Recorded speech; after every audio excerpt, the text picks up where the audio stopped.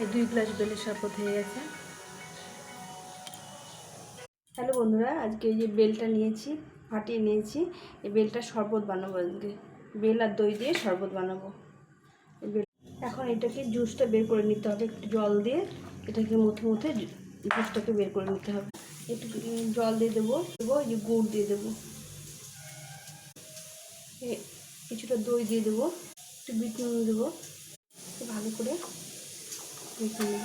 বেলের শরবত হয়ে গেছে।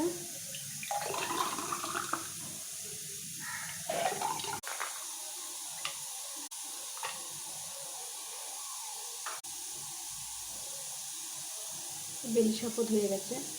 এটা গরমের মধ্যে খেতে অসাধারণ লাগে। রোদ্র থেকে